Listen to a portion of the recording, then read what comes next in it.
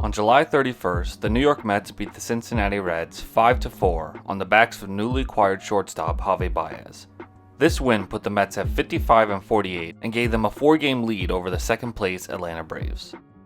New York had spent 3 months atop the NL East despite numerous injuries to guys like Jacob deGrom and Francisco Lindor. But in their absence, they had other guys step up big time, like Marcus Stroman and Taijuan Walker on the pitching side, and Jonathan Villar and Brandon Drury at the plate. Even though they never really felt like a true World Series contender and played in a weak division, the results spoke for themselves, and the Mets were still in first place. So how in the world, just 20 days later, have the Mets lost 13 of 18 games and find themselves in third place?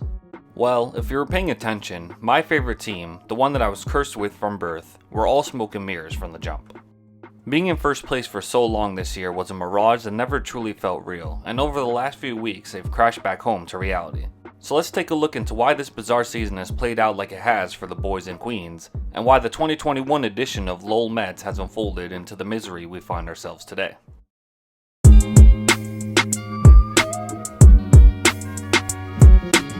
Real quick, before we start, make sure to subscribe to SportsGap for more weekly videos. Be sure to click that red button and the bell to stay notified for the next vid.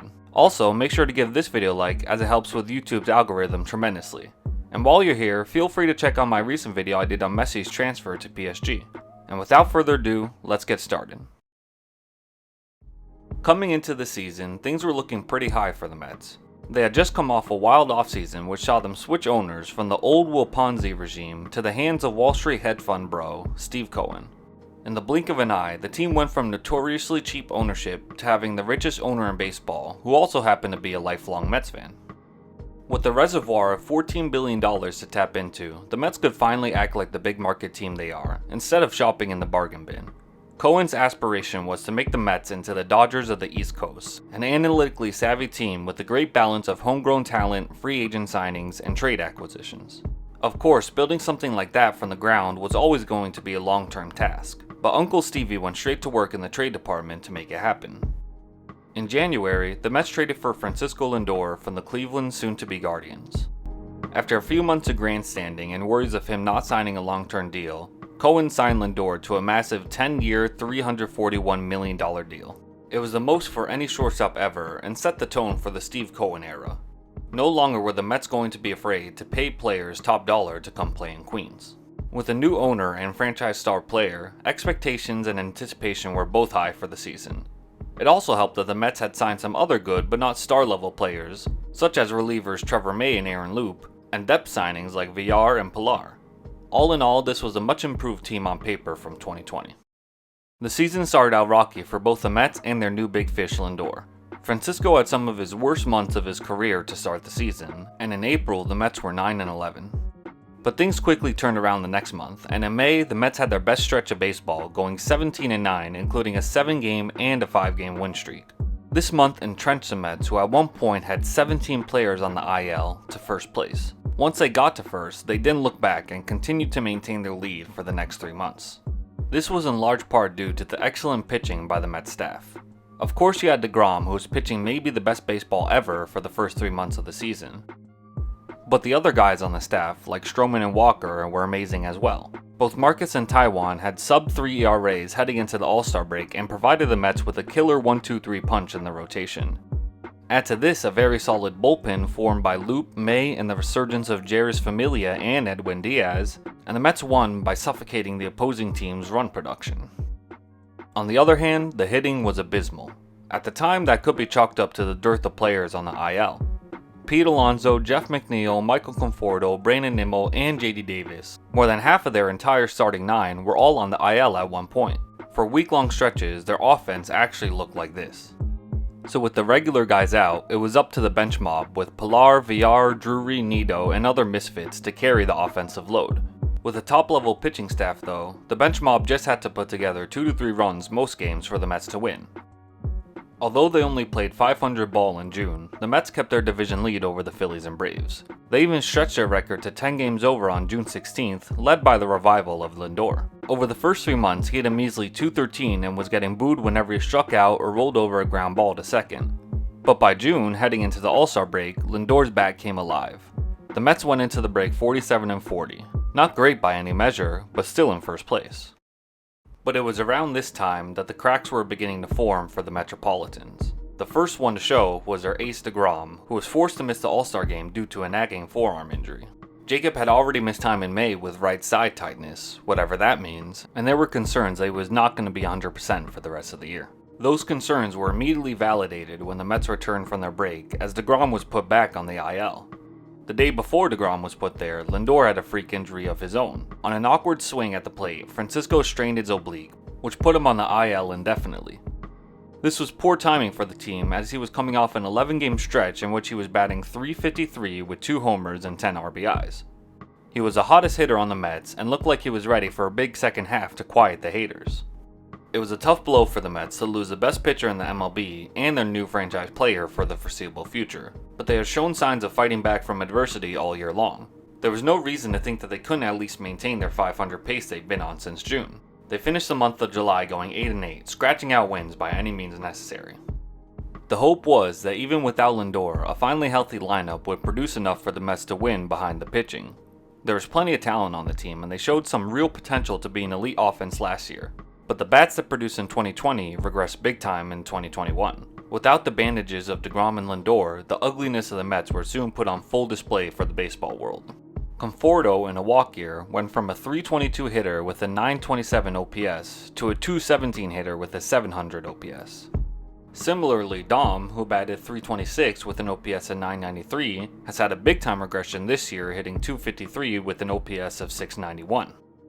And the same goes for McNeil, who last year batted .311 with an .836 OPS, to this year hitting .255 with a .697 OPS. In summation, the 3 best Mets hitters from last year have all seen their OPS drop by nearly 200 points each. The only hitter on the team that's had a better year than they did last year is Alonso. Something is very wrong with that picture.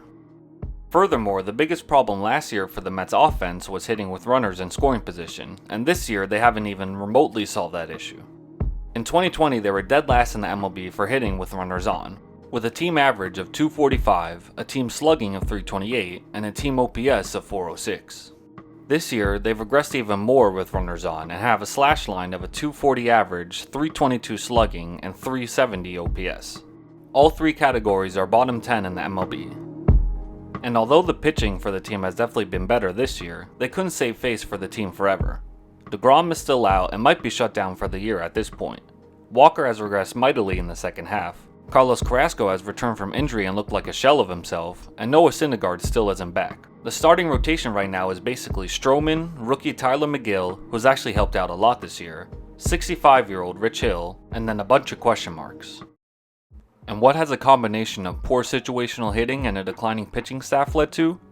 Turmoil. So far in August, the Mets are 5-13 and are in the midst of a gauntlet of 13 straight games against the Dodgers and Giants, who are the 2 best teams in the NL. Right now, the misery has no end in sight. Their deadline acquisition Baez is also on the IL, their hitters are MIA in big spots, and there is no deGrom saving grace in sight. After this horrid stretch of games, the Mets might realistically find themselves officially out of the playoff race before September even comes around, this coming after 3 straight months of being in first place. The Mets' collapse is a result of more smoke and mirrors than anything. The roster construction of the offense had shown its true colors last season and have continued their disgraceful performance this year. It's not the only problem with this team, but when you have something that's constant over time, it becomes the main problem that must be addressed. When a team hits that pathetically with runners in scoring position, it is a mix between the players themselves and the philosophical approach they're being fed. The Mets fired hitting coach Chili Davis earlier in the season and replaced him with Tom Slater, hoping that would get the offense rolling. But it didn't. The team was not able to pick itself up when the going got rough, and that's beyond the hitting coach. It's just an organizational issue at this point. The Mets' pathetic hitting numbers finally drew the ire of upper management, including the GM, Zach Scott, and even Steve Cohen. A week ago, Scott tore apart the Mets' offense, calling them unacceptably bad, placing the blame on the players' habits and lack of responsibility. Then, Cohen added his own frustrated remarks saying how it's inconceivable how unproductive this lineup is, pointing to the team's slugging and OPS. As harsh as these words are, both of these men are right and it needed to be said by someone within the team.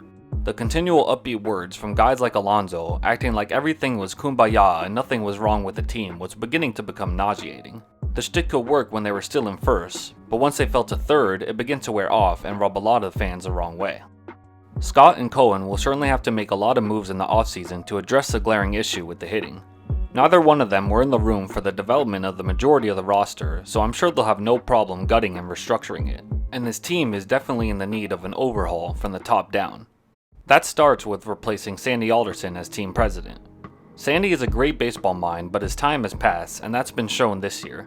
They need to go all out for a guy like Theo Epstein, someone from the newer school who will approach the analytical age of baseball in the right way. As for Cohen's promise, the Mets are far from the Dodgers they hope to emulate. That team can survive an injury to Mookie Betts, a scandal with Trevor Bauer, and down years from Cody Bellinger and Corey Seager. That's because they have so many other contributing pieces that can pick up the slack. The Mets do not have that luxury. They need everything to be firing on all cylinders for the team to perform at the highest level. Without that, the Mets are exactly what they were in April, June, and July, a 500 team at best. So how far down the rabbit hole will New York fall? Will they find themselves in 4th place by the end of the year? Or will an actual miracle happen and turn their season around? Even if they don't make the playoffs, as a fan, it would be nice to see some fight from this team over the last month plus and see what pieces are worth keeping and building around. They're technically not out of the playoff picture yet, as they still have over a month of baseball left to play. Knowing this franchise though, they'll make a miraculous run at the division and then lose it to the Braves on the last weekend of the season, a la 2007 and 2008. It's what we do. Misery in style. Whatever happens for the rest of the year, the reality is that the Mets fell apart because of some major structural problems, and their long stint in first place was just an illusion that covered up those big issues. Mr. Cohen will have a lot on his plate to consider after his first full year as majority owner. How much of a makeover will he give to this lineup? Who will he hire as president? Will he put a major emphasis on reforming the team's approach with runners in scoring position? Will he bolster the rotation by acquiring another deGrom level pitcher? There's just so much to juggle, but if he wants to make the Mets the East Coast Dodgers, then he'll have to put in the work to do so. Until then, he'll have to take note of who does and doesn't perform over the rest of the season and plan accordingly. That'll mean watching a lot of frustratingly bad baseball by a team that could be so much better. As a Mets fan himself though, I'm sure he's used to the pain and suffering they've given us. Here's to hoping that he can hire the right people and make the right moves to turn it all around.